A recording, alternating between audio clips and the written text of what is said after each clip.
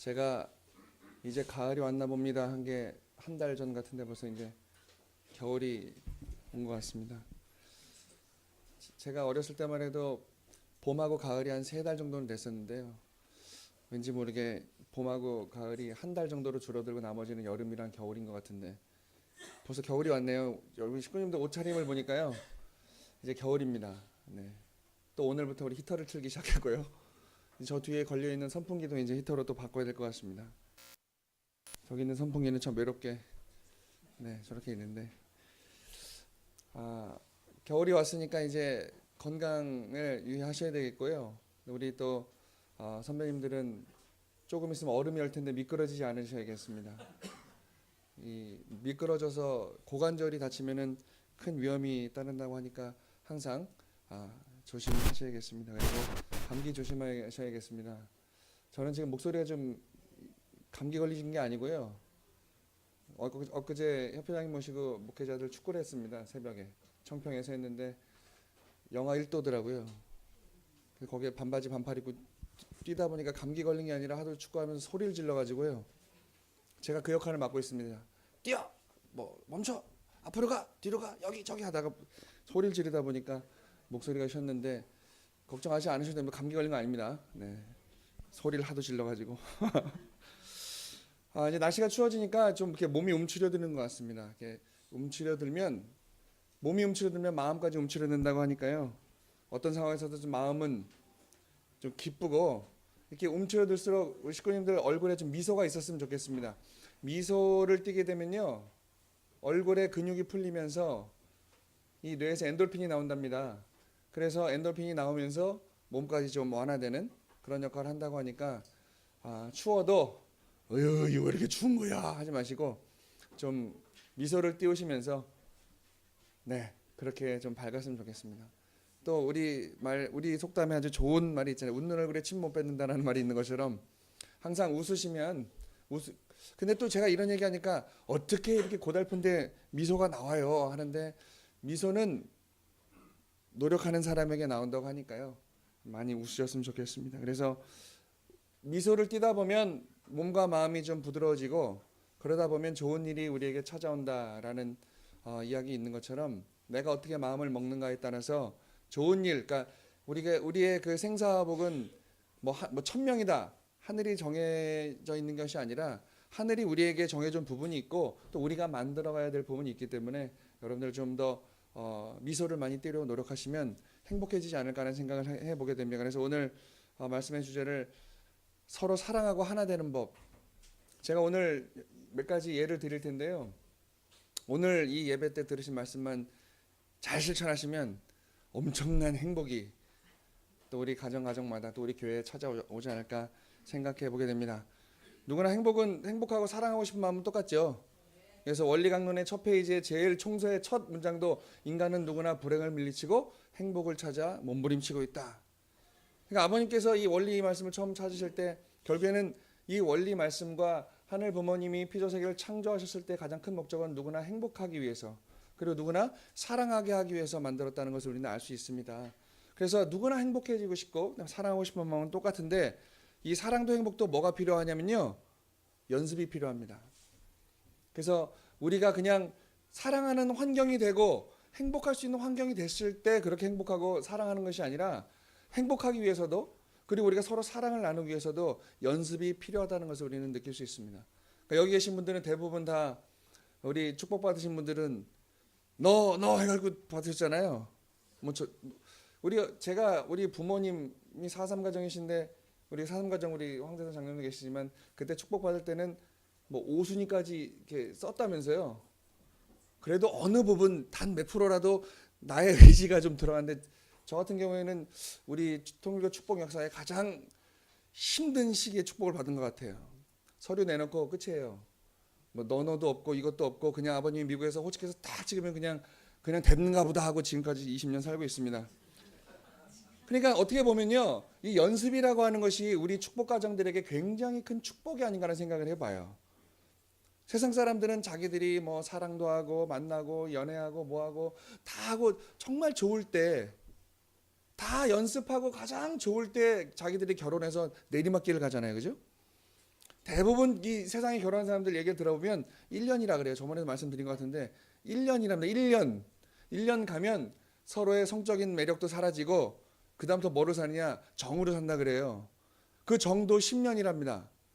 그 10년 지나면 뭘로 살아요? 의리로 산다 그래요. 의리로. 부부끼리. 저도 우리 우스갯소리 얘기했다고 사모님 통화했는데 의리로 살아요. 그죠? 좀 제 말이 맞는 것 같지 않습니까? 우리 장로님들 권사님 좀 의리로 살고 계시지 않으세요?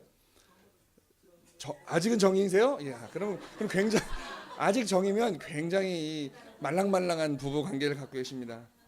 그래서 우리가 이 사랑하는 것도 행복하는 것도 연습이 필요한데 결국에는 뭐냐? 우리가 이 연습도 어떻게 행복은 어떻게 해요?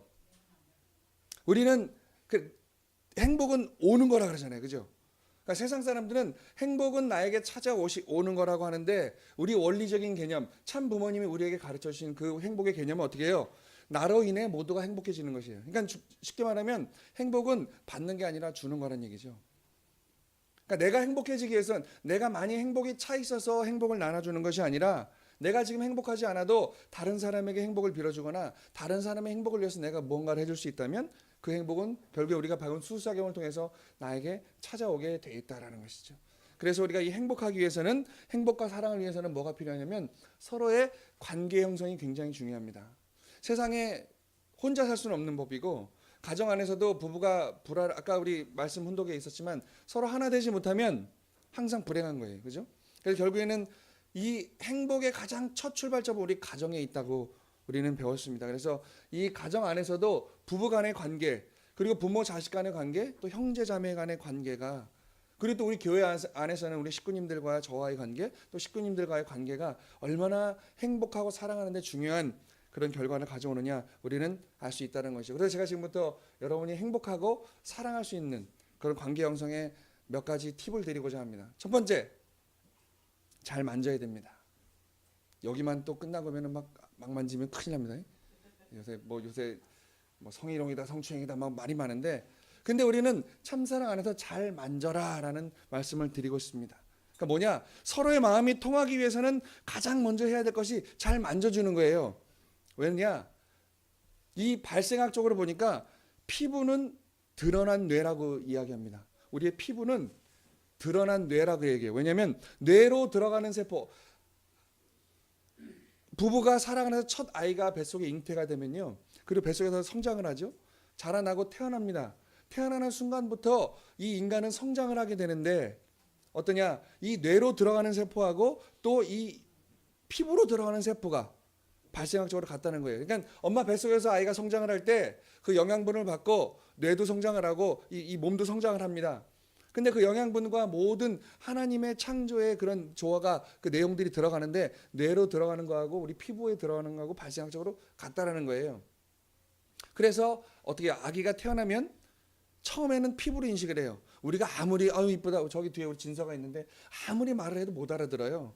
근데 엄마 아빠의 사랑을 뭘로 느껴요? 아이는 피부로 느낍니다. 그러니까 어떻게 해요? 아기들은 많이 쓰다듬어 줘야 되고 많이 만져줘야 되고 많이 안아줘야 됩니다. 근데 요새 부모들은요, 누가 자기 아이들 만지는 거 굉장히 싫어합니다. 그죠? 제가 어렸을 때만 해도 길 가는 할머니 아줌마들이 누가 이쁘면 아유 우리 이 아들 이쁘다 고추도 만지고 뭐 뽀뽀도 하고 그랬는데 요새는 괜히 건드렸다 큰일 납니다.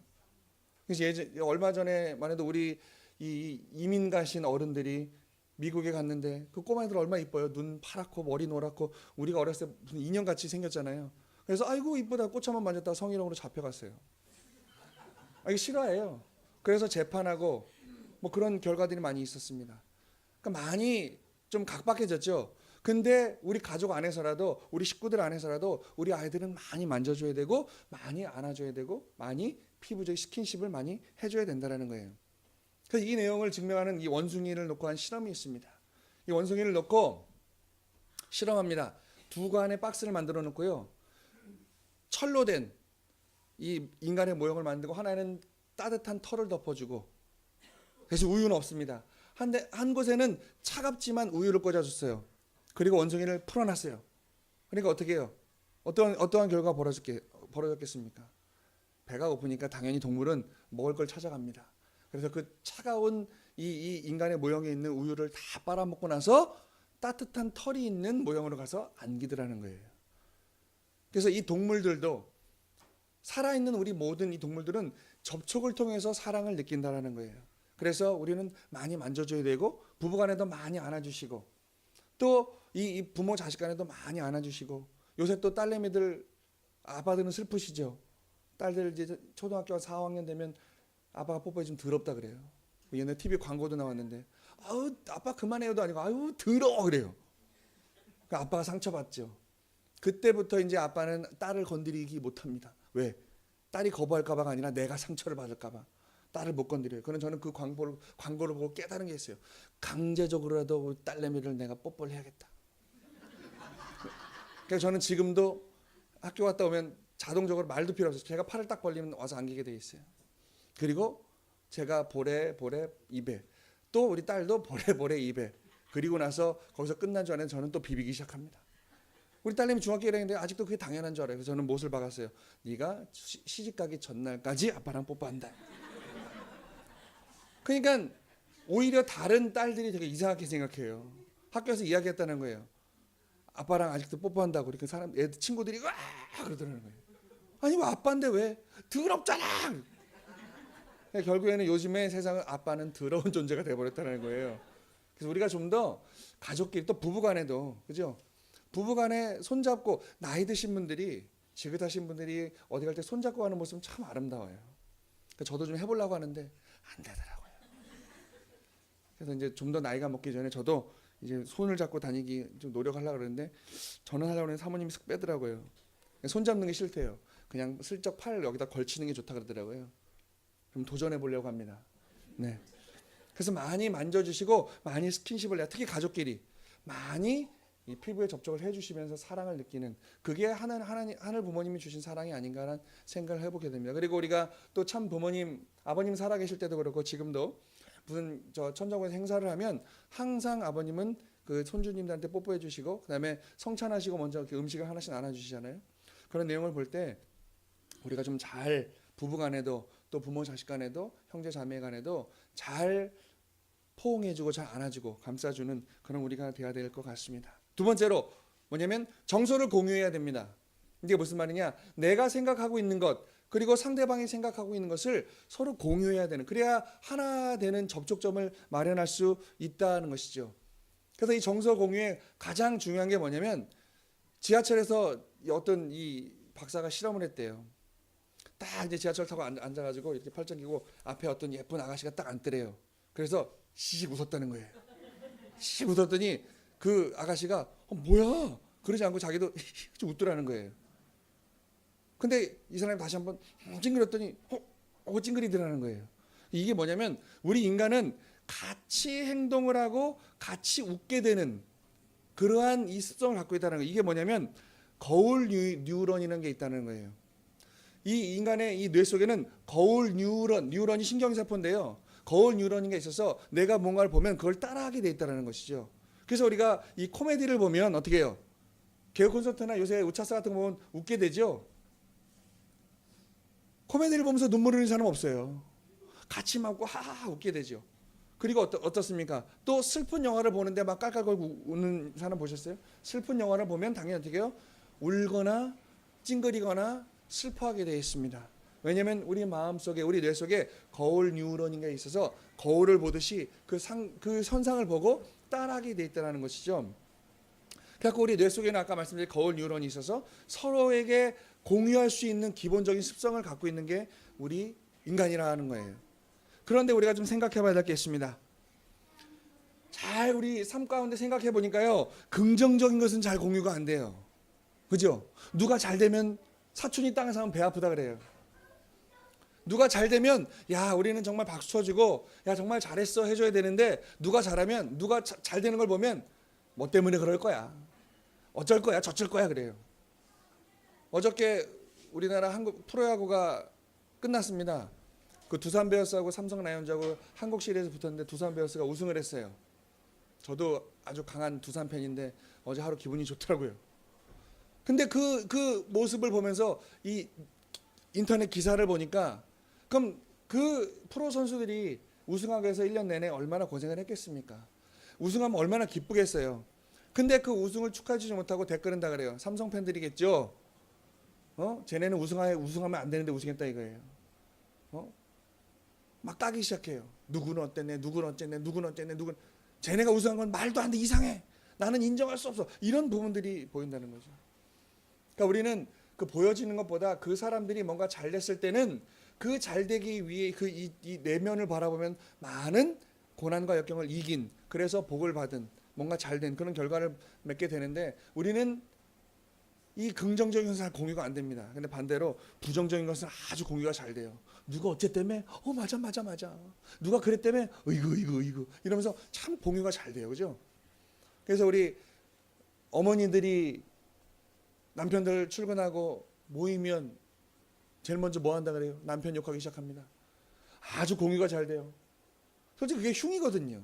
우리 남편이 어쨌대 그러면 그걸 말하고 싶지도 않은데, 그거를 끄집어내야 내가 속이 시원하고, 내가 끄집어내야 내 남편을 욕하는 것을 보고 희열을 느낀다는 거죠. 그리고 사촌이, 참 우리 속담에 사촌이 땅을 잡으면 배가 아프다, 참 좋은 이 예인 것 같습니다. 그래서 우리는, 우리 통일가의 식구들은, 더 나아가서 우리 송파교회 식구들은 누가 잘 되면 좀 더 칭찬해주고, 누가 뭔가 뭐 집을 사거나 좋은 땅을 사거나 아니면 자녀들이 좋은 공부를 잘해서 뭔가 좀 좋은 일이 있을 때는요, 많이 좀 칭찬해 줬으면 좋겠어요. 제가 저 돈이 어디서 났을까? 제가 어떻게 집을 샀지? 어떻게 땅을 샀지? 이게 아니라, 야, 많이 노력해서 내가 모르는 그런 엄청난 노력을 했겠지. 그러면서 땅을 샀겠지. 또 자녀들을 열심히 교육해서 좋은 학교에 갔겠지. 또 긍정적인 공유가 좀 많이 퍼지는 그런 우리가 됐으면 좋겠어요. 그래서 더 나아가서 이 긍정적 정서 공유를 통해서 우리는 어떻게 해야 돼요? 뭐 해야 된다 그랬습니까? 같은 표정을 지어주는 거예요. 누가 기뻐해요? 그러면 속으로는 그게 아니라 같은 표정을 지어주는 거예요. 누가 기뻐? 웃어? 기뻐? 그럼 같이 웃어주고요. 누가 뭔가 상을 당하거나 누가 어려운 일이 있어서 슬프면 같은 표정을 지어주는 거예요. 가장 좋은 예가, 우리가 상당한 장례식장을 가면, 우리 성화식은 좀 다르지만 장례식장 가면 어때요? 우리가 가장 공감해주는 그 상주하고 똑같은 표정을 지어주면 됩니다. 상주가, 우리가 이 장례식장 가서 조문을 하고 상주하고 또 인사를 하잖아요. 그때 상주의 얼굴을 보고 같은 표정을 지어주면 돼요. 그 상주가 슬퍼하고 있으면 안타까운 표정을 지어주면 되고요. 우리 성화식 같으면, 물론 우리는 인간적인 마음엔 슬프지만 성화식은 기뻐야 되는 순간이지 않습니까? 그 상주가 웃고 있으면 같이 미소 지어주면 되고요. 같은 표정을 지어주면 됩니다. 누군가 고통에 빠져 있습니다. 그럼 같은 표정을 지어주면 되는 거예요. 그래서 우리가 어떻게 하냐면, 같은 표정을 지어주면서 뭘 해야 되느냐, 정서 공유의 수도관을 잘 만들라 이거예요. 예를 들어서 우리가 수도국에서 큰 이 물줄기에 물을 틉니다. 그럼 우리가 오늘 우리 주방에서나 화장실에서 물을 틀면 물이 잘 나오죠. 왜 물이 잘 나오느냐? 그 수도 파이프가 잘 놔져 있기 때문에 그렇습니다. 그래서 우리도 이 정서 공유의 파이프를 잘 만드는 사람이 관계가 좋은 사람이에요. 사람들한테 이 사람은 좋아, 같이 있고 싶어 라고 하는 사람은 이 정서 공유의 수도관을 잘 만드는 사람. 즉 뭐냐면 같이 공감해주고 같은 표정을 지어주고 같이 기뻐해주고 같이 슬퍼해주는 그 정서를 잘 서로 공유할 때, 부부간에도 마찬가지입니다. 슬플 때 같이 슬퍼해주고 기쁠 때 같이 기뻐해줄 수 있는 그런 우리 가정의 문화를 만들면 우리는 아주 좋은 관계를 형성해 나갈 수 있다는 것이죠. 참 부모님께서 이 정서 공유의 수도관을 아주 잘 만드십니다. 그렇잖아요. 우리는 부모님 말씀 들을 때 부모님이 기쁜 표정을 지으면 우리도 기쁘죠. 부모님이 우리에게 꾸준함을 주시거나 우리에게 좀 더 힘을 내라고 윽박지르실 때 우리는 또 부모님과 같은 공유를 하게 됩니다. 그래서 우리가 정서 공유의 수도관을 잘 만드는 사람, 즉 같이 공유해주고 같이 심정적으로 하나 되려고 노력하는 사람, 연습하는 그런 사람이 우리는 보다 관계 형성에 능한 사람이라고 할 수 있습니다. 세 번째로 뭡니까? 입장을 바꿔보기입니다. 이 입장 바꿔보기는 우리는 역지사지라고 표현을 하죠. 내가 그 사람의 입장이 돼서 생각해 보는 것이고 그 사람도 내 입장에 대해서 생각해 보는 거죠. 그러니까 이 안에 지금 부부 관계도 그렇습니다. 또 부모 자식 간의 관계도 그렇고 형제 자매 간에도 그렇고 우리 식구들 간에도 그렇고 같이 저 사람은 어떨까? 왜 행복할까? 미소를 짓고 있는 우리 식구들이 있으면 저 사람은 왜 저렇게 행복할까? 뭘 저렇게 열심히 했길래 행복할까? 아니면 또 뭔가 힘들 때 저 사람은 왜 이렇게 힘들까? 내가 뭔가 도와줄 수 있는 건 없을까? 그 대립이 생길 때 있잖아요. 뭔가 이 대립이 생겼을 때는 내 것만 주장하는 것이 아니라 저 사람의 입장도 한번 생각해 보면 그 대립이 아니라 서로의 이해로 끝날 수 있다라는 거예요. 근데 요즘 세상을 보니까 모두 자기 입장만 생각해요. 정치도 그렇고 경제도 그렇고 모든 곳에서 모두 자기 입장만 생각하니까 어떻게 해요? 그러니까 대립하죠. 내 입장을 관철시켜야 되니까 자꾸 대립하게 됩니다. 투쟁하게 되고 싸우게 돼요. 그래서 우리가 좀 더 어떤 이 입장을 고수하느냐, 역지사지에 내가 저 사람의 입장에는 대립하기 시작했어요. 아, 쟤는 왜 저렇게 주장을 할까? 내 주장은 이런데. 그래서 그 입장을 한번 생각해 보면 좀 더 우리가 관계 형성에 도움이 될 수 있겠다는 것이죠. 자꾸 내 것만 강조할 것이 아니라, 좋습니다. 나의 주장은 이런데 그럼 너의 주장은 어떠냐 들어보고, 아니잖아, 그냥 내 판단으로 아니잖아가 아니라 어떻게 해요? 아, 저 사람의 입장에서는 그렇게 생각할 수도 있겠구나 라고 조금만 서로를 이해하는 모습을 가지면 우리는 앞으로 좋은 관계를 만들어갈 수 있다는 거예요. 지금 우리 통일가의 어려운 현실도 그렇습니다. 너무 각자의 입장만 생각하니까 하나 되지 못하는 그런 모습이 보이지 않나라는 생각을 해보게 됩니다. 그래서 우리는 어떻게 해요? 대립이 생길 때 상대방의 입장을 한번 생각해보는 시간을 가졌으면 좋겠습니다. 저도 죄송한 얘기지만 많이 싸우는데요. 우리 부부간에도. 참 저도 이 말씀을 드리면서, 말씀을 준비하면서 다시 한번 생각합니다. 아, 나도 좀 더 노력해야겠구나. 좀 더 상대방의 입장에서 생각해 봐야겠구나. 좀 더 우리 아이들의 입장에서 생각해 봐야겠구나. 우리 아이들이 뭘 잘못했다 혼내기 전에 그 아이들이 왜 저런 생각을 했을까? 근데 부모님들은 그 아이들의 입장에서 생각할 수 있습니다. 왜냐하면 우리는 그 단계를 거쳤기 때문에 그렇습니다. 근데 우리 아이들한테 너는 왜 엄마 아빠의 마음을 그렇게 모르냐라고 하면 절대 죽었다 깨어나도 모릅니다. 근데 우리는 또 알 것 같은데, 아, 이놈들이 이렇게만 얘기해주면 좀 이해할 것 같은데, 절대 우리 아이들은 엄마 아빠의 심정을 이해할 수 없습니다. 왜냐하면 자기가 엄마 아빠가 되어보지 못했기 때문에 그렇습니다. 이건 저의 고백도 그렇습니다. 저도 몰랐다가 제가 축복을 받고 첫 아이를 낳고 자라는 걸 보면서 저도 깨달아가고 있는 과정이죠, 저도. 근데 저도 이제 성학생들한테 아니면 대학생들한테 수많은 원리 강의를 하고 교육을 해봤지만, 지금도 우리 아이들을 교육하고 있지만, 제가 한마디 하면 애들이 또 강의 들으면서 끄떡끄떡하잖아요. 그럼 다 될 것 같아요. 그냥 다 알아듣고, 야, 이놈들이 이제부터 엄청 성장할 거야. 근데 뒤돌아서는 똑같습니다. 왜냐하면 그 입장이 되어보지 않았기 때문에 그렇습니다. 그래서 우리 부모님들은 좀 더 아이들의 입장에서 왜 너는 엄마 아빠의 사정을 모르냐가 아니라, 얼마나 힘드냐, 이 엄마 아빠의 잔소리 들으랴, 학교 가면 선생님 잔소리 들으랴, 학원 가면 학원 선생님 잔소리 들으랴, 얼마나 힘들겠어요. 그러니까 좀 더 그 입장에서 부드러운 관계를 맺어가는 우리의 이 역지사지의 모습을 보이셨으면 좋겠습니다. 마지막으로 네 번째 뭡니까? 감탄하기입니다. 감탄하기. 좀 생소하죠? 감탄한다는 말은 많이 들어봤으나 감탄해주기 좀 생소하지 않아요? 이 감탄이란 단어는 오직 인간에게만 통용되는 단어입니다. 동물들도 서로 입장을 생각해 줍니다. 역지사지, 동물들도 그래요. 역지사지의 생각을 한답니다. 근데 이 감탄이라고 하는 것은 오직 인간에게만, 즉 오직 인간의 부모에게만 있다고 합니다. 오직 인간의 부모만이 내 자식을 보고 감탄해 준다 그래요. 원숭이의 실험 두 번째가 있습니다. 이 원숭이에 이 우리에 가다 놓고 이 긴 파이프 안에 땅콩을 하나 넣어놓습니다. 그리고 옆에 물통을 하나 갖다 놓습니다.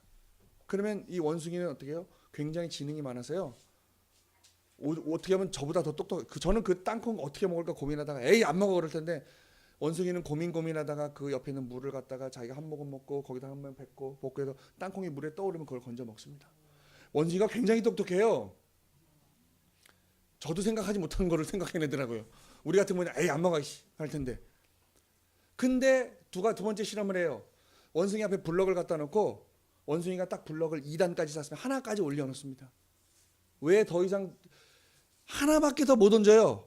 2개 이상 못 얹어요. 왜냐하면 그 옆에 있는 엄마 원숭이가 감탄해주지 않기 때문에 그렇습니다. 엄마 원숭이는 아기가 올리든 그 발로 차든 뭐든 그냥 가만히 있어요. 왜? 동물이기 때문에 그래요. 감탄해줄 수 있는 능력이 없기 때문에 그렇습니다. 근데 똑같은 실험을 우리 아이들한테 해요. 아기가 2살짜리 3살짜리 아이가 블럭을 하나 쌌습니다. 우리 엄마는 세상에 내 아이만 그럴 수 있는 것처럼 감탄해. 우와 우리 아이가. 그러니까 얘가 하나 더 쌌습니다. 또 하나 쌌죠. 하나 쌀 때마다 아빠는 감탄해 줍니다. 아이들은 성장하죠. 왜 그래요? 옆에서 어머니가 감탄해 주기 때문에 그렇습니다. 아마 그 원숭이도 잘한다 했으면 또 하나 쌓을지도 모르겠습니다. 근데 원숭이의 엄마는 절대 감탄할 줄을 몰라요. 오직 인간의 부모만 감탄해 준다고 해요. 그래서 어떻게 해요? 사람은 감탄을 먹고 산다라는 말이 있습니다. 아까 전에 야구 이야기했습니다. 그 선수들이 열심히 뛰죠. 우리가 2002년도 월드컵에서 4강했죠. 말도 안 되는 결과입니다. 우리 실력 가지고는. 근데 그 선수들 인터뷰하니까 왜 그래요? 관중들이 환호하고 내 이름을 불러주고 막 우리가 잘한다고 옆에서 감탄해 주니까 어떻게 해요? 힘이 나는 거예요. 근데 관중도 감탄 안 하고 가만히 있으면 힘이 안 나죠. 똑같은 환경에서 공을 차는 건데 옆에서 소리를 질러주고 환호해 주면 더 힘이 난다는 거예요. 그래서 오직 사람만이, 인간만이 같이 감탄해 줄 수 있다는 것이죠. 왜냐하면 아까도 얘기했지만 아기 때부터 엄마가, 우리 인간은 어렸을 때부터 나를 사랑해 주는 그 부모님이, 그리고 형제 자매가, 그 누군가가 감탄해 주기 때문에 성장하고 발전하는 겁니다. 그러니까 많이 감탄해 주셔야 돼요. 감탄하는 방법 간단합니다. 똑같은 표정 지어주시면 되고 똑같이 행동해 주시면 돼요.